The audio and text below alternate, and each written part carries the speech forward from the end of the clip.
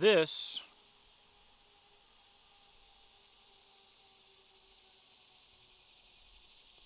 is a Seax. Some people might call a knife of this size a camp knife. I'm going to call this an adventure knife because it has a very broad spectrum of potential uses outside of bushcraft or just camping. This knife could be handy for a whole lot of different things. This particular one is the Eagle, made by Very Good Knife Company and designed by Gabe at The Last Huntsman. We're going to put a link to both of those somewhere in the description. I'll put a link to The Last Huntsman and a card somewhere in the upper box. If you're interested in a wild and unique knife like this, you're going to want to stay tuned. Howdy, thanks for tuning in. This channel is not funded by any kind of corporate sponsors or anything like that, and what that means is that I tell you what I think and I don't really care about repercussions. Now, the way that I fund the expenses of this channel and the time it takes to make these videos, I do have ways that you can support the channel in the description box below, from affiliate links, which I don't really represent all that often, a Patreon, but also most importantly through my own business, primarily Exodus Knife and Tool. We make American-made, lifetime warranty, fantastic, versatile knives. Also, until August 15th, we've got these shirts. I'm doing a collaboration with my buddy, Work Hard, Pray Hard. These are going to be at Exodus Knife and Tool as well. This is a pre-order and it's only going to be available once, and the order will be placed on August 15th. So if you're interested in this shirt, check that out as well. Let's get you right back to the content. Now, I've got a lot of use to show you, and I've got a little bit of a story to tell you. But first, let's do the quick thing. Let's talk about the blade, the handle, and then the sheath. So, what is unique about a Seax, obviously, is the fact that we have very little belly and quite an aggressive point. Our edge thickness here, you can see that damage fairly prominently, although it didn't affect once repaired. I'll talk about that in a second. My feather stick, and that was a piece of crap on it. Edge thickness is a little bit chonky, making this a beefy knife for an adventure knife, so it's going to be fairly tough, and I think that's a good thing with this tip type here, of course, because the wrong edge thickness could make that quite a weak tip. And so I'll talk a little bit about the theory behind the benefits and potential detriments of this blade type here in a moment, but overall it's very nicely done. I like the high grind, and it simply performs well. The blade height is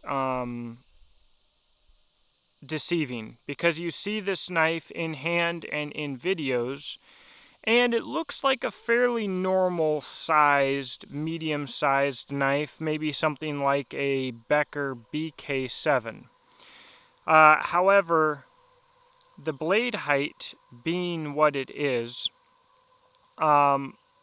makes this feel more like a large knife, and in some ways this knife performs like it is a large knife, but it's still a medium-sized knife, and the handle plays directly along with that. So for me, in my hand size, I have long fingers, long hands, but relatively narrow.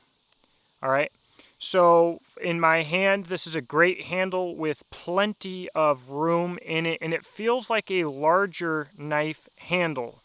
That goes a long way to a lot of control and being able to put a lot of force into this knife while you're working with it, to be able to work effectively with this thicker edge. That's a very important point, because when you've got a thicker edge, I talk about thin edges constantly.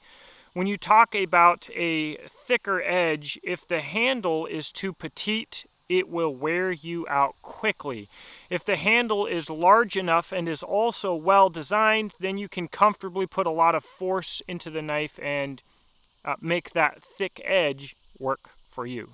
So it's a great handle, nothing flashy, nothing crazy, but it just works well. It's well designed, it's well sized for me.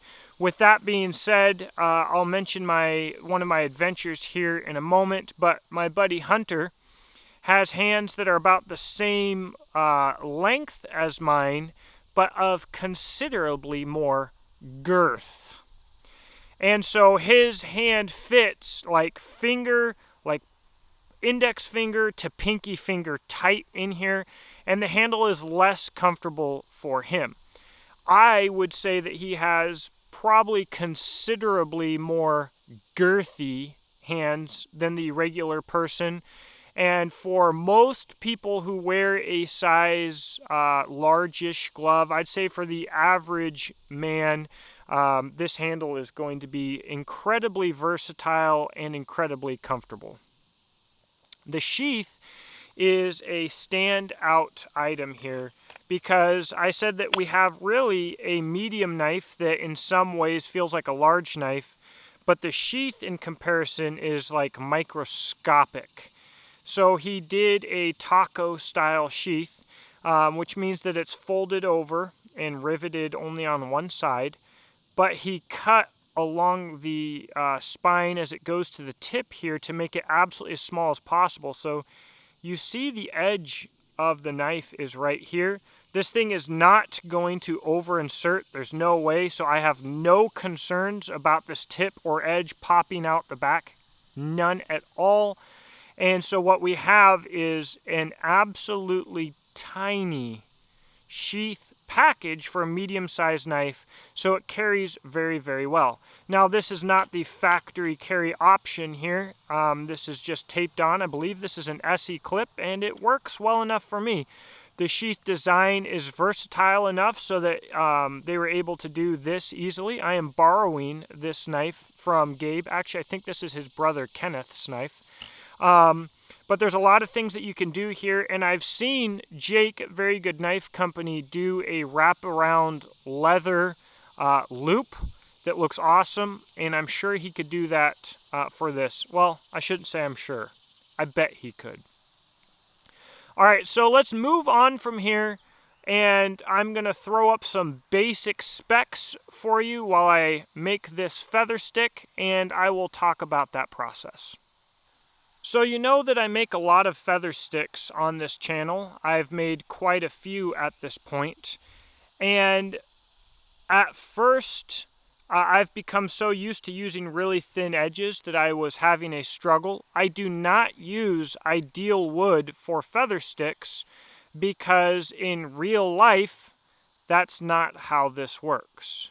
That's not how any of this works. So what I like to use for my feather sticks is cedar. It's a horrible wood for making a pretty feather stick, but it's a fantastic wood for catching a spark, for starting a fire, and it's available in all 50 states.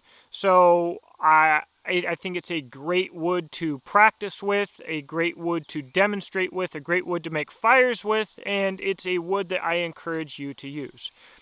Anyways, so when I started with feather sticks, I felt a little bit more awkward, but let me tell you this right now.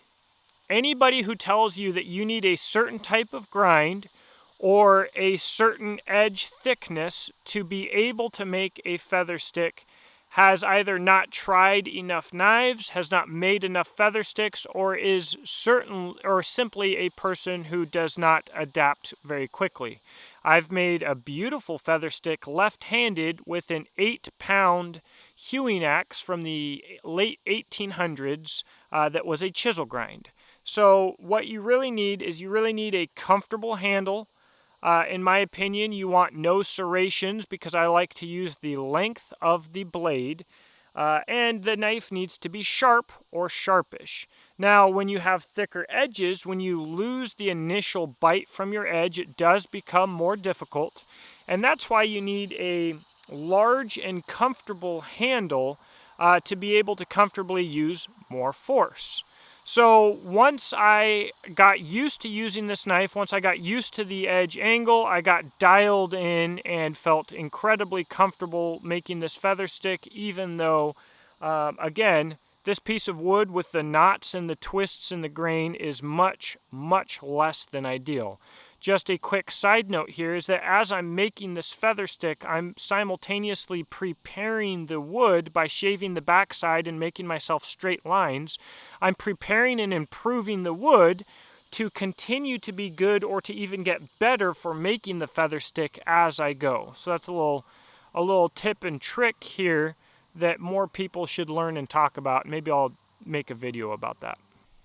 You'll see that I damaged the edge here. And so what I did was what I would call a field sharpening with this stone of mine. And so did I get it to hair shaving sharp to where it was completely practical? Yes. Did I get all of the damage out? No. However, what I was able to accomplish is I was able to keep my keen edge and get the damage to where I could glide this knife smoothly through the feather stick without catching. And that's part of what's important here, is I had worked the knife until it started getting dull. I brought the edge back, and I got the damage out enough so that it wouldn't cause me any problems. Now, when you sharpen freehand like this too much, you'll naturally convex the edge, you'll naturally create a little bit of problems with the edge, and it will not stay sharp as long as a true edge would. So what I would do in the field, and I'll do a video about this, I call this a field sharpening, but when I get home, I would want to put this on something with more control of angles. I'd want to sit at the table. I would completely sharpen this out, and I would put on a better edge that would be maybe only feel like a little bit sharper, but I'd be able to, it'd stay sharp much longer. This kind of field sharpening by hand is very useful to know and to understand, but it's good to also understand that there's another level of achievable sharpness that you can get, and this should not be the extent of your sharpening abilities. So right now you see me on my property. I have my little stump that I'm working on. I'm sitting in my chair, and I started filming earlier in the morning, so it'd be a little bit cooler because I personally dread the July and August Kentucky midday weather. I'm gonna be honest, I am a bit of a heat weenie. However, when I took this knife on this adventure that you're seeing here, with my buddy Hunter, the knife was not the focus of this trip, so I didn't get a lot of content. I did get a ferro rod fire and make some feather sticks and do some other stuff with it, and we'll talk about that here in a second. But I think what's important to mention is this is when I damaged the knife. I'm not exactly sure what I did, but I was working around a lot of rock and stuff like that. And the thing is, when you're on an adventure and you're not here sitting in your yard on a chair and you're out doing stuff like that is more likely to happen. And you will be more likely to notice issues with blade geometry and handle geometry because you're further outside of your comfort zone. And that's why I do recommend that you practice bushcraft and skills in your backyard, in the comfort of your home.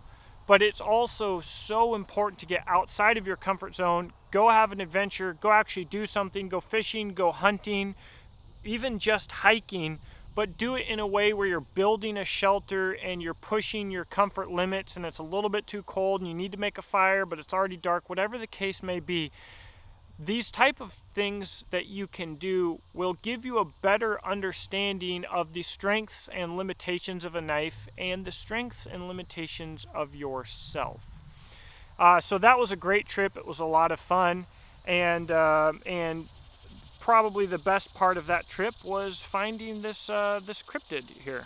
That was the whole something. I obviously have got that.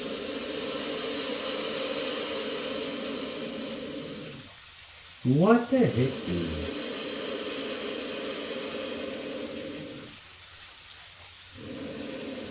I've never heard anything like that. All right, so I've probably already blabbed at you too much. Let's get done with talking about our performance and do a quick summary. So the knife is 80 CRV2. It's very comfortable. It's very nice to use. I still categorize it as a medium-sized knife, but it's a medium-sized knife with some chopping capability. Let's talk about that, chopping. With the length of the blade that we have and the shape of the blade, you can do some chopping with this knife. The amount of chopping that you see here is about my comfort level limit, and what that means is that's a stick about 3 inches in diameter, or a tree is about as thick as I'm going to want to cut with this knife, because it's a practical use of energy. If I were to go to something larger than this, it would very quickly start to feel like a waste of energy, and like I would want a larger knife or axe or tool or saw, etc. So the knife has chopping capability. I would not call it a chopper. Now, this Seax blade shape does not have a lot of weight forward for that chopping. It does give you a lot of blade length for batoning. The construction of this knife and the size of the handle means that I feel comfortable, if I have to hit the back side of the knife, of the handle here with the baton. I think it's tough enough and shaped properly, and I have enough length. Or the front side, that is convenient for batoning. Now, the Seax blade shape itself does lend itself to more glancing blows at the tip and a little bit less reinforcement at the tip. I don't see myself being likely to break this tip while batoning. However, I could see that that could potentially happen in some kind of silly experience, whatever. So with this tip, with this Seax, what is unique about this blade? You lose the belly. Once you get used to it, that's probably fine. You get some penetration power. If you were to slash this knife for the length of the blade, I think you get a little bit of extra reach. And your draw cuts and your pull cuts using this point are very, very efficient. So I will not tell you that I am a Seax sycophant. All right, I am not a religious Seax guy, and I don't know that if I had to choose between two fairly equal knives, I would choose a Seax. However, I do see the benefits. So what I'll tell you right now is we closest associate this design with the Vikings.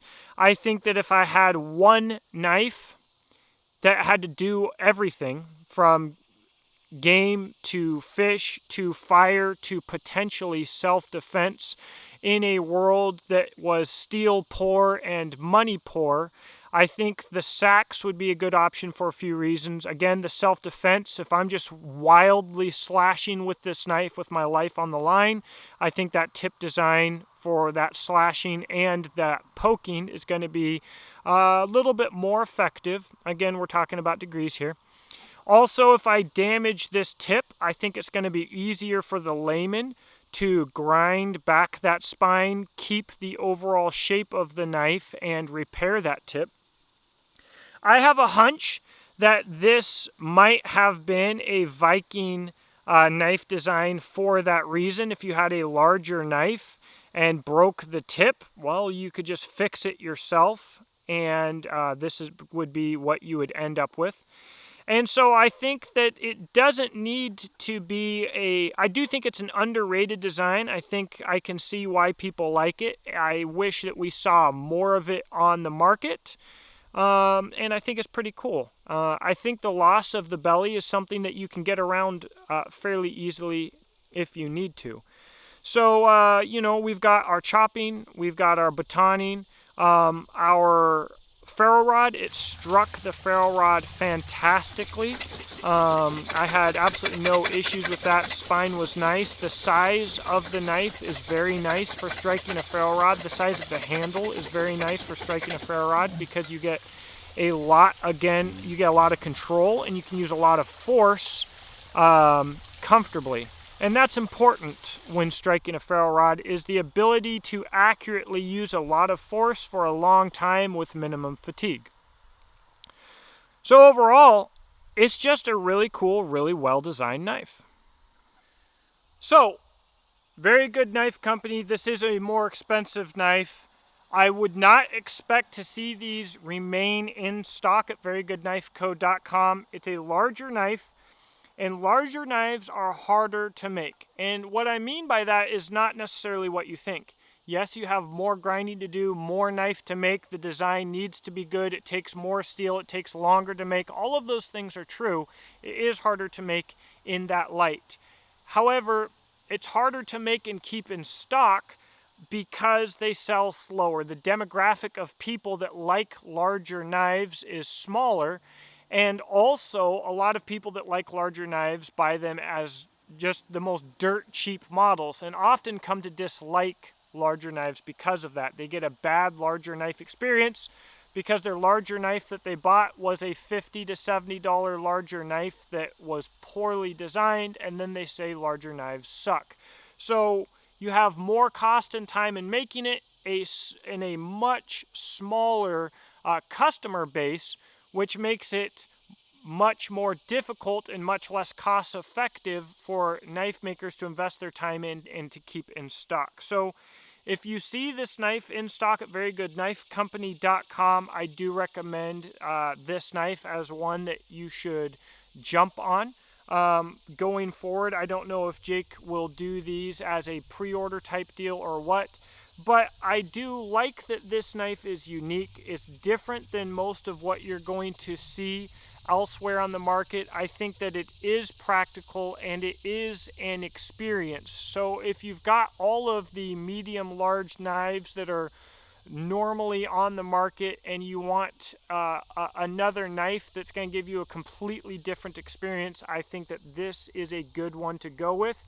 Whether that would make you a Seax sycophant or you would decide this is different but I don't like it as much, I don't know. I think that this might be the one that would win you over, but maybe not.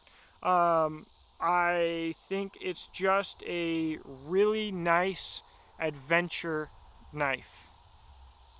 I can see myself doing a whole lot of stuff with this one blade if need be, and being ready for a whole lot of different situations with this one blade. Not that I'm recommending you go out with one blade, but because of course I basically always have my adventure craft on me as well. Anyways, let me know what you think in the comment section below. Um, um, have you used a Seax? Do you like large knives? Do you like medium knives? Do you like Very Good Knife Company? Let us know in the comment section below. It's always a good discussion down there, and I'm usually fairly active. I'll talk to you there, and I hope that you have a blessed day.